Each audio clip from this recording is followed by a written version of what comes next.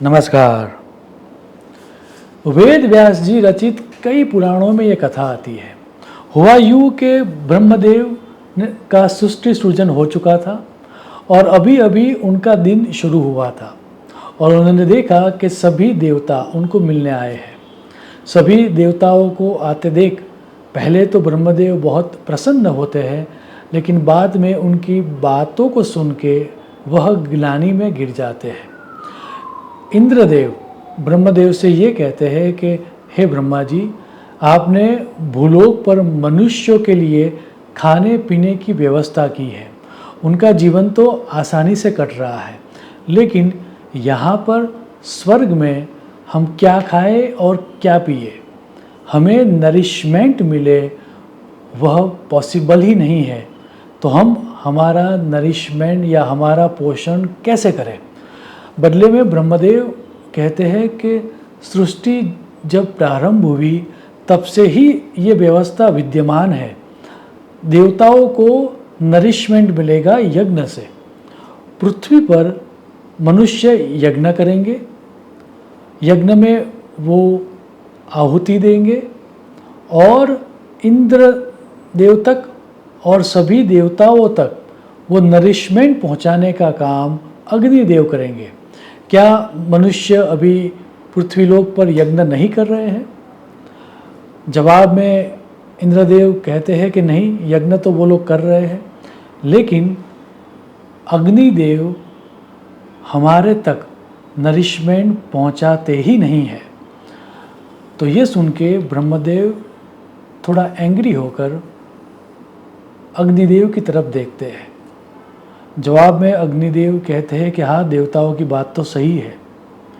सभी मनुष्य एक्सचेंज करने के लिए, नरिशमेंट एक्सचेंजमेंट के लिए यज्ञ में आहुति तो डालते ही है, लेकिन वो ह्यूमंस के द्वारा डाली गई एनर्जी मैं एक्सचेंज करके देवताओं तक कैसे पहुंचाऊं, वो टेक्निक मुझे आती ही नहीं है।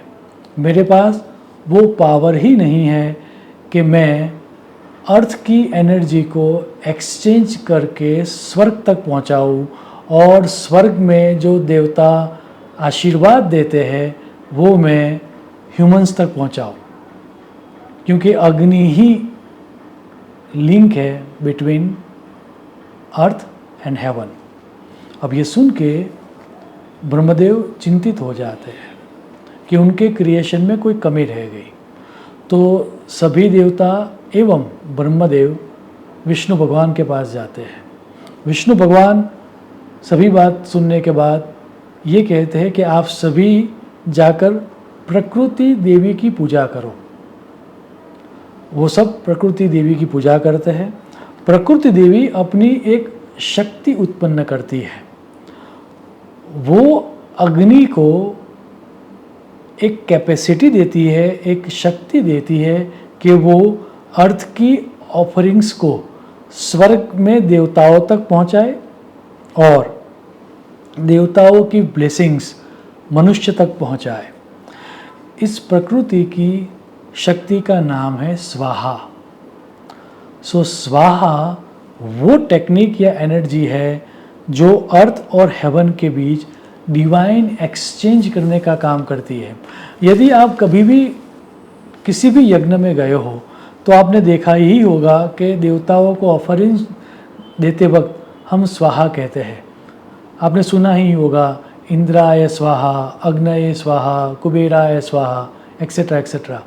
सो स्टोरी आगे ये कहती है कि वो स्वाहा का विवाह अग्नि के साथ किया जाता है और ब्रह्मदेव उनको आशीर्वाद देते हुए ये कहते हैं कि विदाउट स्वाहा जो भी ऑफरिंग्स किया जाएगी वो स्वर्ग तक पहुँचेगी ही नहीं। ब्रह्मवैवर्त पुराण, ब्रह्मांड पुराण, शिव पुराण जैसे कई पुराणों में स्लाइड वेरिएशन के साथ यह कथा आती है। तो कुल मिला के सभी स्टोरीज़ का, सभी कथाओं का अगर हम कॉमन फैक्टर निकालें तो वो ये आता है कि स्वाहा वो एनर्जी या सीक्रेट है जो अर्थ और हेवन के बीच डिवाइन एक्सचेंज करने का काम करती है। तो अब सवाल ये होगा कि क्या हम सबको भी यज्ञ करना होगा? जो लोग यज्ञ में बिलीव ही नहीं करते, उस तरह के संप्रदाय वाले व्यक्तियों का क्या होगा? क्योंकि यज्ञ तो सिर्फ और सिर्फ हिंदू लोग किया करते हैं, तो अन्य सभी लोगों का क्या होगा? तो यह अर्थ समझाते हुए स्वाहा का सिर्फ एक अर्थ नहीं है, स्वाहा के 4 अर्थ हैं, और वह 4 अर्थ समझाते हुए यास्काचार्य ने निरुक्त ग्रंथ में यह श्लोक दिया है।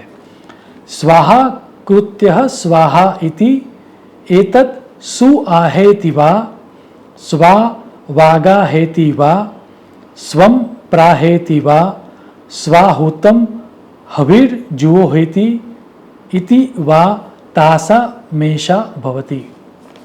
श्लोक को अगर डिकोड करके समझे तो स्वाहा का सबसे पहला अर्थ, याद रहे ये अर्थ निरुक्त ग्रंथ में किया गया है, किसी अन्य ग्रंथ में नहीं। सो ये ऑथेंटिक अर्थ है। सो सबसे पहला अर्थ स्वाहा का किया गया है सुआहेति वा, अर्थात मीठा अच्छा वचन बोलना। तो उसका अर्थ ये हुआ कि sweet beneficiary and helpful speech बोल के हम हमारे से ऊपर जो स्पीसीज है या हमारे से ऊपर जो लोग हैं, देवलोग, उनसे आशीर्वाद प्राप्त कर सकते हैं, एक तरह से डिवाइन एक्सचेंज कर सकते हैं। यही महत्व है स्तुति का। और अगर हम ध्यान से देखें तो ये स्तुति या प्रार्थना या प्रेयर सभी धर्मों में कही गई है। अब यहाँ पर जो सूत्र कहता है वो तो सिर्फ यही कहता है सुआहेति, अर्थात स्वीट बेनिफिशियरी और हेल्पफुल स्पीच बोलना। अब वो देवताओं के लिए हो या किसी अन्य व्यक्तियों के लिए हो, तो भी हमें लाभ होगा, यह तय है। स्वाहा का दूसरा अर्थ है स्वा वागा हेति वा, अर्थात हमें अभी जितनी वर्तमान में नॉलेज है उतना ही बोलना, मैन्युपुलेशन नहीं करना। प्रिय तो बोलना है लेकिन मैन्युपुलेटिव नहीं बोलना है। ये स्वाहा का दूसरा अर्थ है। स्वाहा का तीसरा अर्थ है स्वम प्राहेति वा, जो हमारा है उसी को हमारा कहना है।